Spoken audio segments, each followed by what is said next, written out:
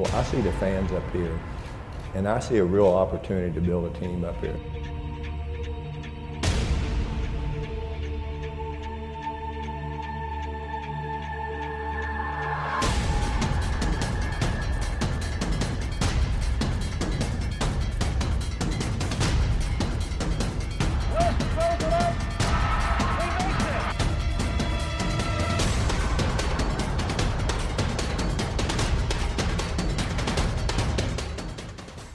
Jim Barnett again for Warriors.com.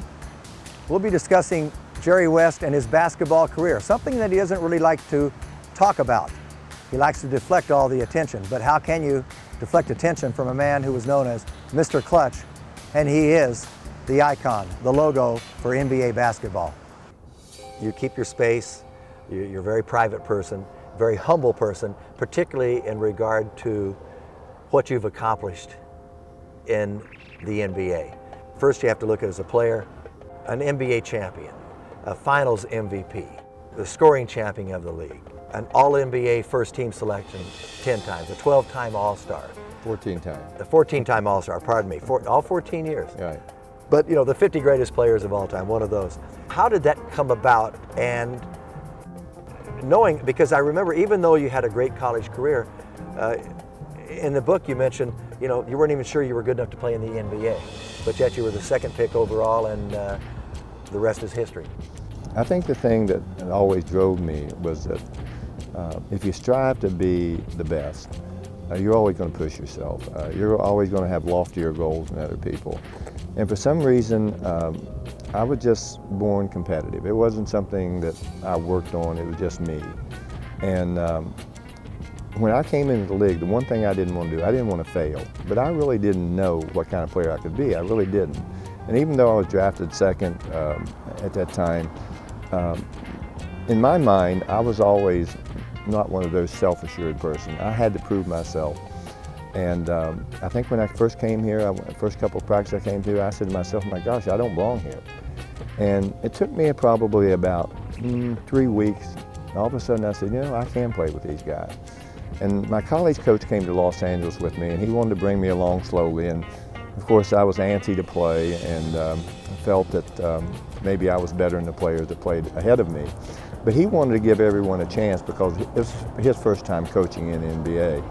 And it wasn't until mid-season, when our team wasn't playing very well, that he started starting me.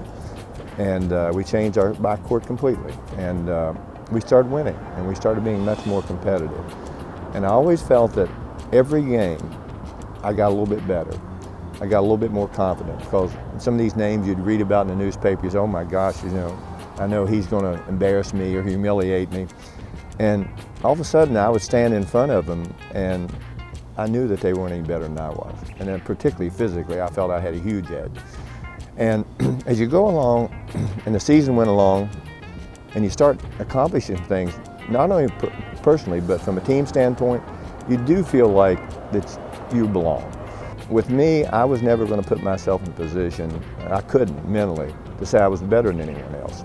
But I knew after a while that if I competed at my top level, and if I was, every night I went out there focused and playing, that I was going to do fine. But I played out of the fear of failure. I didn't want to fail.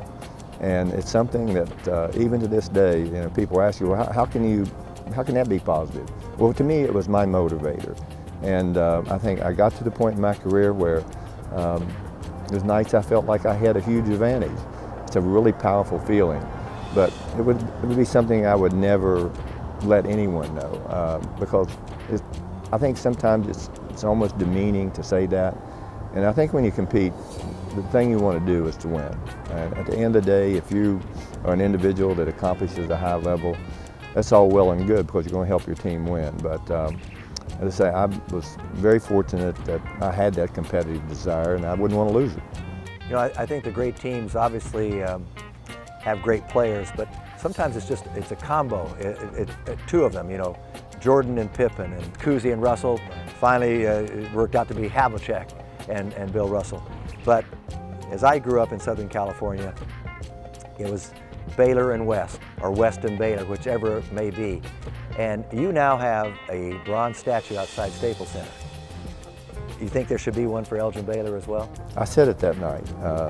It was, in some ways, probably one of the most awkward moments of my life because I didn't play to have a statue. That's not who I am.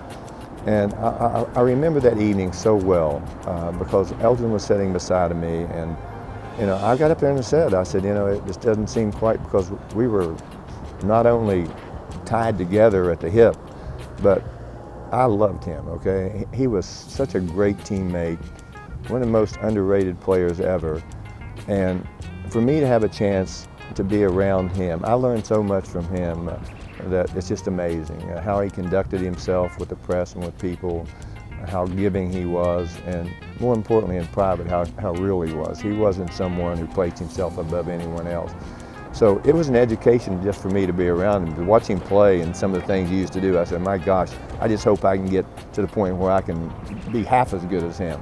People talk about the league today, but there's still one standard, and that's the little logo. And you are the icon, Jerry West, it's your profile. How did that come about back in 1969? One time the NBA said that, as an urban thought, that's who was doing it. And so they didn't acknowledge it, and that was fine. It was fine with me, because myself, I knew because Walter Kennedy, before he died, told me. And it wasn't, they didn't pick me out because I was white. They picked an artist and an illustrator, picked it out because they were trying to market the NBA and they wanted a brand. There were four players. The other three were great black players in the league. And they started marketing the league because the league became popular. And that was the thought behind it. And something I never really want to acknowledge, because to me it's awkward to talk about stuff like that with all the great players. And I've had a number of people ask me, what if they would change it? It would be fine. I would have no problem with it, because it wasn't something I ever expected. And it was acknowledged in New York Times in a big article about the man who did it, Walter Kennedy's son. And it's something I've always said, if that's me, I'm really proud of it, okay? But I feel uncomfortable talking about it.